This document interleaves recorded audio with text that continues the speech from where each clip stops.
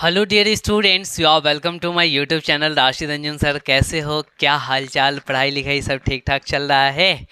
सब ठीक ठाक तो है? सारे के सारे रिवीजन हो रहे हैं कि नहीं? जो भी मैं पढ़ा रहा हूँ उसका नोट्स बन रहा है कि नहीं? सब कुछ करते हुए चलना है, नोट्स भी बनाते चलना है, रिवाइज भी करते चलना है एंड क्वेश्चंस की प्रैक्टिस भी करते हुए चलना है।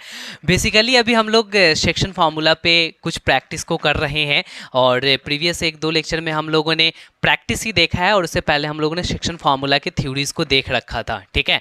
और मैं आपको बता दूं कि सेक्शन फार्मूला अच्छे टॉपिक हैं और इससे बेस्ट आपके अच्छे अच्छे क्वेश्चंस बन जाते हैं और एग्जाम्स में पूछे भी जाते हैं। अगर कोऑर्डिनेट ज्योमेट्री से उठाना होता है तो जो क्वेश्चन बनाने वाले होते हैं, ठीक है, उनके दिमाग में सेक्शन फार्मूला घूमता हुआ होता है कि इससे बच्चों को कैसे क्वेश्चन दिया जाए। तो आपके इस बार सिलेबस में सेक्शन फार्मूला आने वाला है, तो आप प्रैक्टिस करो, प्रैक्टिस करने से भागोगे नहीं। मैंने आज भी कुछ क्वेश्चंस को लेकर करके आया, इसमें अलग अलग टाइप्स के आपके क्वेश्चंस होंगे और इसमें बताया जाएगा। और सुनो, मैं जो ये पढ़ा रहा हूँ ना, वो बेसिक एंड एडवांस दोनों मैथ्स के लिए है, क्योंकि दोनों का सिलेबस तो सेम है, हमें पढ़ना तो सेम चीज़ें हैं। वो बोर्ड ने थोड़ी कर रखा है कि हाँ बेसिक वाले को इतने कम सिलेबस पढ़ने हैं, एडवांस वाले को इतने ज़्यादा पढ़ने। दोनों का सिलेबस सेम है, मैं दोनों के लिए पढ़ा रहा हूँ, मैं दोनों के लिए प्रैक्टिस कराता हूँ। हमसे पढ़ने से बेसिक वाले भी बहुत अच्छा फोड़ेंगे एंड एडवांस वालों का तो पूछो मत। एडवांस वाले भी बहुत अच्छे अच्छे लेवल्स के क्वेश्चंस को सॉल्व कर रहे होंगे, क्योंकि मैं उनके लिए मेहनत कर रहा हूँ, बेसिक वालों के लिए भी मेहनत कर रहा हूँ। इसीलिए इस बात का टेंशन ना लेना, ठीक है, कि मेरा बेसिक है मेरा एडवांस है। क्योंकि एक बच्चे पूछ रहे थे कि सर ये बेसिक है या फिर एडवांस है, तो मैंने आज क्लियर कर दिया। आप जाकर करके 2023 में बैठ जाना, ठीक है। उसके बाद देखना आपके एक एक क्वेश्चन ना बन रहे होंगे, देन मुझे कहना, क्योंकि मैंने सारे क्वेश्चंस के टाइप्स को कवर कर रखा है। चलो यहाँ पे देखो क्या कह रहा है ना क्वेश्चन में कि the three vertices of a parallelogram A B C D taken in order are A B C दिया हुआ है, find the coordinates of fourth point D. तो आपको यहाँ पे फोर्थ पॉइंट डी को बताना है। तो एग्जैक्टली हम क्या करेंगे ना कि सबसे पहले यहाँ पे पैरेललोग्राम का फिगर बना लेंगे। मैं आपको बार बार कहता हूँ कि आप कोऑर्डिनेट ज्योमेट्री में अगर फिगर नहीं बनाते हो तो आपकी क्लैरिटी अच्छे से नहीं हो पाती है। हम यहाँ पे क्या करेंगे कि A B C D order में लिख लेंगे। क्वेश्चन में बोल रहा है कि ऑर्डर में लिखने के लिए ए बी सी डी। देखो बेटा, हमने क्या किया ना कि एंटी क्लॉकवाइज ऑर्डर में लिख लिया। अब यहाँ पे ए बी सी डी में तीन वर्टिसेस दिए हुए हैं। ए की जो वैल्यू है वो है 3, -4, ठीक है। बी की जो कोऑर्डिनेट्स है वो कितना है, -1, -3 है। और सी की कोऑर्डिनेट्स कितना है बेटा, सी कहाँ गया, -6, 2 है। तो यहाँ पे -6 और 2 लिख डालेंगे। अच्छा, अब इसी डी का कोऑर्डिनेट्स पूछ रहा है कि find the coordinates of fourth vertex D. अब डी का कोऑर्डिनेट्स क्या होगा, डी का एक्स और वाई क्या होगा बेटा, ये बताना। बहुत डिफिकल्ट नहीं है, आसान सा चीज़ है। केवल एक प्रॉपर्टी को आपको जानना पड़ेगा एंड अप्रोच सीख लेना पड़ेगा, लॉजिक समझ लेना पड़ेगा कैसे करते हैं। तो बेटा हम मान लेते हैं कि ये जो डी है उसका x के जगह पे x होगा और y के जगह पे y होगा। आप ए बी भी मान सकते थे, mn भी मान सकते थे। हमने मान लिया कि x कोऑर्डिनेट x होगा, y कोऑर्डिनेट y होगा, एग्जैक्टली। अब यहाँ पे देखो, एक बात आपको पता होना चाहिए कि प्रॉपर्टी होती है पैरेललोग्राम की कि अगर डायगोनल्स जो है ना उसको ड्रॉ किए जाए तो वो एक दूसरे को बेटा इंटरसेक्ट कर देता है। तो सपोज दैट यहाँ पे हम लिख रहे हैं कि डायगोनल बी डी और AC आपस में इंटरसेक्ट कर रहा है। कहाँ पे इंटरसेक्ट कर रहा है, तो O पे इंटरसेक्ट कर रहा है, लेकिन इंटरसेक्ट करने के साथ साथ बाइसेक्ट भी करता है। बाइसेक्ट का मतलब समझते हो, दो पार्ट में बांट देता है। जैसे कि ये O जा रहा, सॉरी AC जा रहा था तो इस BD को दो पार्ट में कर दिया, इधर इधर बराबर कर दिया, आधा आधा कर दिया, ऐसे स्वयं आधा हो गया। ये इधर से गुजरा, आधा कर दिया। तो ये भी कम नहीं था, ये भी इधर से गया हो और इसको क्या किया, ऐसे आधा पार्ट में उसको बांट दिया। बोले समझ में आ रहा है क्या? तो डायगोनल्स बाइसेक्ट कर जाते हैं आपस में। इसका मतलब ये पता चला कि ये इसको आधा आधा किया तो इस वाले BD का ये मिड पॉइंट है। अच्छा, ये जा रहा था तो आधा इधर कर दिया, आधा इधर कर दिया, यानी इसका भी ये मिड पॉइंट है। तो O एक ऐसा पॉइंट है इस पैरेललोग्राम का जो आपको यहाँ पे मिड पॉइंट है, दोनों डायगोनल का मिड पॉइंट है। तो हमें एक मिड पॉइंट फार्मूला आता है क्या, हम क्या करेंगे कि इस वाले AC का मिड पॉइंट निकालेंगे, फिर हम क्या करेंगे BD का मिड पॉइंट निकालेंगे और दोनों तरफ से same to same mid point होगा तो दोनों को इक्वल कर देंगे, हमारा आंसर आ जाएगा। क्लियर हुआ क्या? तो हम यहाँ पे जो बातें हैं उन बातों को यहाँ पे थोड़ा बहुत लिख डालते हैं, उसके बाद फिर उसको सॉल्व करेंगे। जैसे कि बेटा देखो, हम यहाँ पे सॉल्यूशन कर रहे हैं, यहाँ पे क्या है ना, कि गिवन 3 वर्टिसेस हैं तो हम फोर्थ वर्टिसेस को अज्यूम कर लेते हैं कि लेट फोर्थ वर्टिसेस, जो फोर्थ वर्टेक्स है बेटा, फोर्थ वर्टेक्स डी जो है ना, वो क्या हो जाएगा, लेट फोर्थ वर्टेक्स डी जो है वो एक्स वाई हो जाएगा। बोलो ये समझ में आया क्या? तो अब आप क्या करो ना कि बी डी का आप क्या निकाल लो, तो मिड पॉइंट निकाल लो। तो mid point of B D, mid point of B D, देखो आप पहले ये लिख डालो कि O is the mid point of, पहले ये लिख डालो बेटा कि O is the mid point of, O किसका मिड पॉइंट है, तो BD का भी एंड AC का भी, mid point of BD and AC। BD और AC का मिड पॉइंट क्या है बेटा, तो यहाँ पे O आ गया। ठीक है, ये बात आपको क्लियर हो गया क्या कि BD और AC का मिड पॉइंट जो है वो O हो जाएगा। ठीक है, चलो अब आगे बढ़ते हैं। तो मिड पॉइंट निकाल लो, एक बार AC का मिड पॉइंट निकालो, तो यहाँ पे आप लिखो mid point of AC, mid point of AC। बेटा AC का जो मिड पॉइंट होगा वो क्या हो जाएगा, तो यहाँ पे आप देख लेना कि वो O होगा और O की क्या कोऑर्डिनेट्स हो जाएगी, तो x1 प्लस x2 बाई 2। तो x1 प्लस x2 आपको पता है ना, 3 और 6 को ऐड कर देंगे। आपको ये बात पता है कि x1 प्लस x2 बाई में 2 करते हैं और y1 प्लस y2 और डिवाइडेड बाई 2 करते हैं। बोलो ये बात तो आपको पता ही होगा। चलो हमने मिड पॉइंट फार्मूला में आपको पढ़ाया हुआ है। तो x1 प्लस x2 करोगे तो यहाँ पे क्या करोगे, 3 प्लस और वहां पे -6 x1 x2 को ऐड कर लिया, 2 से डिवाइड दे दिया। y1 y2 करोगे तो यहाँ पे y1 क्या है -4 और y2 क्या है, तो y2 हो गया 2। तो y1 प्लस y2 हो गया। ठीक है, -4 और +2 और डिवाइडेड बाई आप 2 कर लेना। ठीक है, इस तरीके से आपका ये मिड पॉइंट निकल के आ जाएगा। 3 में से -6 को ऐड करोगे तो ये कितना होगा बेटा, -3/2 और कॉमा में ये कितना हो जाएगा, -2/2 हो जाएगा। बोलो ये बात समझ में आ रहा है क्या? अब यहाँ से आपको इसको कैंसिल कर देना है। तो फाइनली O का कोऑर्डिनेट्स क्या आ गया बेटा, तो -3/2 और कॉमा में -1 आ गया। बोलो आपने तो AC का मिड पॉइंट निकाल लिया, AC का मिड पॉइंट O आया। अच्छा BD का भी तो मिड पॉइंट O हो जाएगा। तो आप यहाँ पे क्या कर लोगे कि mid point of BD, mid point of BD का भी मिड पॉइंट निकालोगे तो वो एग्जैक्टली आपका बेटा O ही होगा। और ये जो O होगा वो कैसे होगा, अब यहाँ पे देखो x और -1 यानी कि x में ऐड कर दोगे -1 को और डिवाइडेड बाई 2, ये हो गया x1 प्लस x2 बाई 2।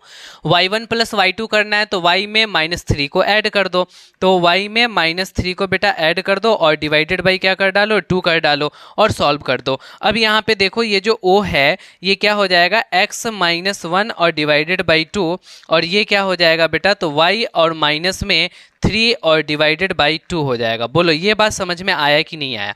यहाँ से भी आपने AC का मिड पॉइंट O निकाला, मिड पॉइंट BD का भी O निकाला, तो दोनों के मिड पॉइंट आपस में कैसे हो जाएंगे बेटा, तो इक्वल हो जाएंगे। तो हम यहाँ पे ये कर सकते हैं कि देयरफॉर आप ये कर डालो कि -3/2 जो है ना, देखो ये दोनों पॉइंट सेम है, ये दोनों पॉइंट आपका सेम है, तो इसका x कोऑर्डिनेट इसके x कोऑर्डिनेट से बराबर होगा। तो आप ऐसे कर डालोगे कि x -1/2 जो है वो इक्वल हो जाएगा किसके, तो -3/2 के। बोलो ये बात समझ में आया है क्या? -3/2 के इक्वल x -1/2 हो जाएगा।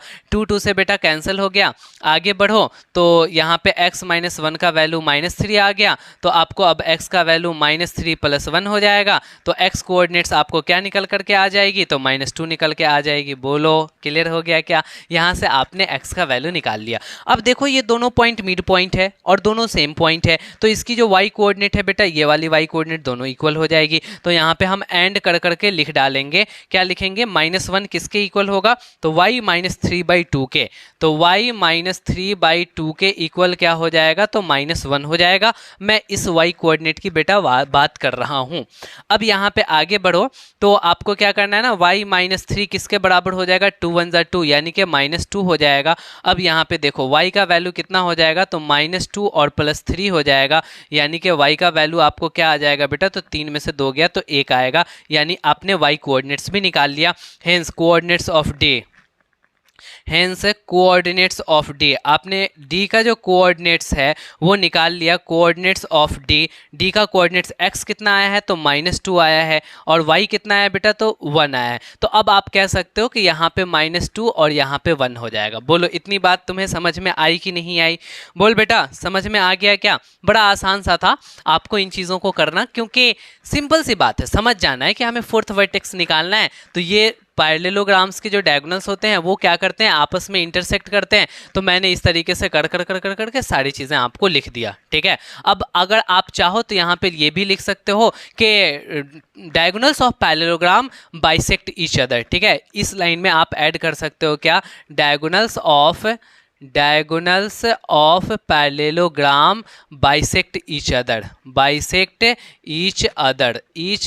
ये बात आप लिख डाले। देन आप ये कह डालोगे कि O is the mid point of BD and AC। तो बोल बेटा ये क्लियर हो गया क्या? आसान था, आसान था कि नहीं था? बताओ ज़रा मुझे कि इतना इजी लेवल के क्वेश्चंस बट समझने भर की देर है, केवल जैसे ही समझ जाते हो ना बस आपको सारी चीज़ें आ जाती है। इसी बीच में मैं आपसे बस ये कहना चाहूँगा कि अगर आप नए स्टूडेंट हैं या फिर पुराने भी स्टूडेंट हैं और सब्सक्राइब नहीं किया, देन हमारे इस चैनल को सब्सक्राइब कर दीजिए, अपने फ्रेंड के साथ शेयर कर दीजिए एंड वीडियो को लाइक ज़रूर कीजिएगा। लाइक करने से हमें मोटिवेशन आता है और हम आपके लिए इससे अच्छा क्या बहुत अच्छा कंटेंट्स लाने के लिए सोचते हैं और लाते भी रहते हैं। बेल नोटिफिकेशन को ज़रूर प्रेस कर लेना, क्योंकि कोई भी वीडियोज़ आपको बहुत जल्दी मिल जाएगा। तो आप क्या करो कि इसको जल्दी से फटाफट नोट डाउन करो, फिर हम आपको नेक्स्ट क्वेश्चन देते हैं। हाँ तो देखो इस वाले क्वेश्चन को ध्यान देना तो समझ में तुम्हें आएगा कि the coordinates of one end point of a diameter AB of a circle are A and the coordinates of the centre of a circle are C, find the coordinates of B। तो आपको यहाँ पे पता है circle के बारे में कुछ बातों को कह रहा है कि सर्कल में जो डायमीटर होते हैं ना उसके एक एंड पॉइंट दिए हुए हैं, सेंटर्स दिए हुए हैं एंड हमें दूसरा वाला एंड पॉइंट निकालना है। तो बेसिकली हम क्या है ना कि पहले फिगर बना लेंगे, फिर हमारी सारी कहानी क्लियर हो जाएगी। ये आपका सर्कल है, अगर नहीं दिख रहा हो सर्कल जैसा देन ऐसा ही बना सकते हैं, ठीक है। अब ये आपका सर्कल बन चुका है और सर्कल में बोल रहा है कि and point of a diameter. तो सबसे पहले ये सेंटर हो जाएगा, जो सेंटर से पास करता हुआ जो आपका कॉर्ड होगा उसी को डायमीटर बोलेंगे बेटा। तो ये एक एंड पॉइंट A हो जाएगा, ठीक है, और जो दूसरा एंड पॉइंट है वो ये B हो जाएगा आपका। तो एक एंड पॉइंट क्या दे रखा है 4, -1, ये 4 हो गया और कॉमा में -1 हो गया। बोलो समझ में आया? और जो दूसरा एंड पॉइंट है बेटा B है, इसके बारे में दिया ही नहीं है, बोल रहा है कि find the coordinates of B का कोऑर्डिनेट्स निकालना है। और कुछ और इन्फॉर्मेशन है क्या?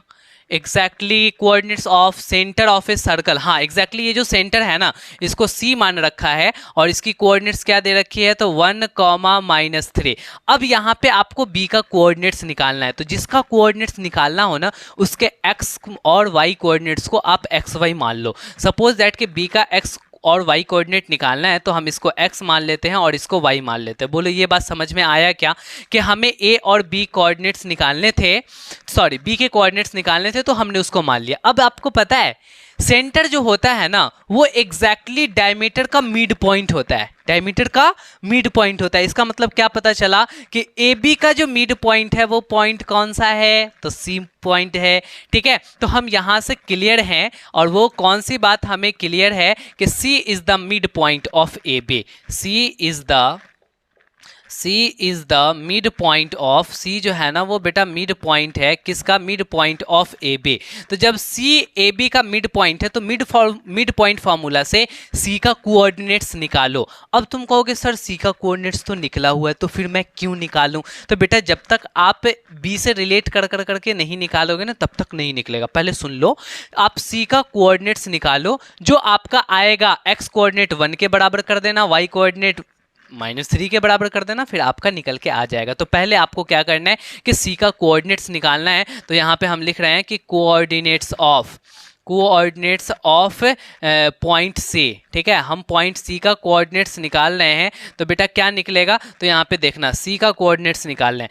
x कोऑर्डिनेट x1 + x2 / 2, तो x1 4 हो गया प्लस में x2 कौन हो गया बेटा, तो x हो गया और डिवाइडेड बाई 2 कर लेना है, ठीक है। y1 प्लस y2, y1 के जगह कौन हो गया -1 और y2 के जगह क्या लिखा हुआ है बेटा, तो y लिखा हुआ है, तो y1 प्लस y2 और डिवाइडेड बाई 2। ये तो आपका आ गया क्या, कोऑर्डिनेट c का। बट आपका गिवन कितना है कोऑर्डिनेट c, तो 1 - 3।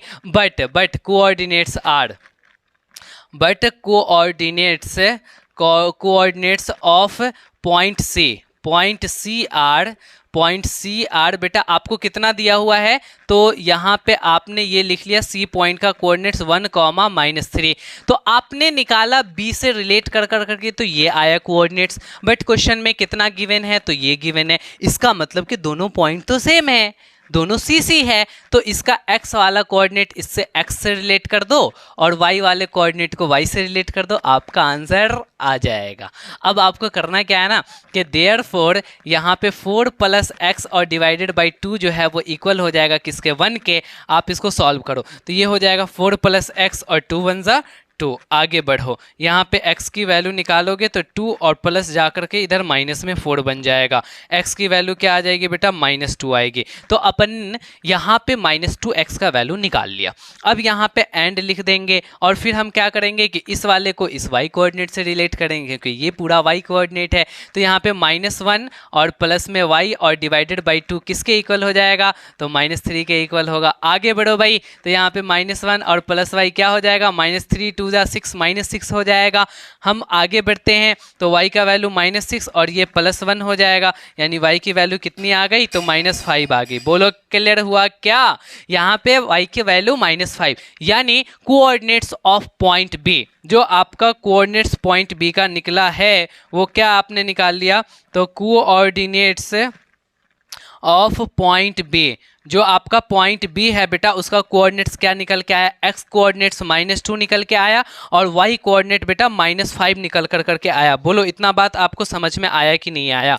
आपने क्या किया ना कि बस मिड पॉइंट फार्मूला को यूज़ किया, मिड पॉइंट फार्मूला से निकाल लिया, ये आपको वो उसका कोऑर्डिनेट्स दिया हुआ था उससे रिलेट कर दिया, बस आंसर रखा हुआ है। अरे आसान है, जब आप करना शुरू करोगे ना देन देखोगे कि ये सारी की सारी चीज़ें तुम्हारे लिए आसान हो जाएंगी। जो बच्चा अब करेगा ही नहीं, एग्जैक्टली अगर कोई बच्चा इसको करता ही नहीं है तो फिर उसके लिए तो बहुत डिफ़िकल्ट है, उसके लिए बहुत ज़्यादा डिफ़िकल्ट है। लेकिन जो बच्चा करने के लिए एकदम से हर एक वक्त तैयार रहता है, प्रैक्टिस करने के लिए, लेक्चर्स को पढ़ने के लिए, नोट्स बनाने के लिए, नोट्स रिवाइज करने के लिए, देन उसके हाथों में सारी चीज़ें आ जाती है। कोई भी चीज़ जिस दिन आप शुरुआत करोगे ना तो एग्जैक्टली उस दिन तुम्हें वो बहुत डिफ़िकल्ट लगेगा, लेकिन एक ऐसा वक्त आ जाएगा कि वही चीज़ आपको मजाक लगने लगेगा। इसीलिए शुरुआत तो करो और उस लेवल पे तो पहुंचो, फिर देखो तुम्हें क्या मज़ा आएंगे।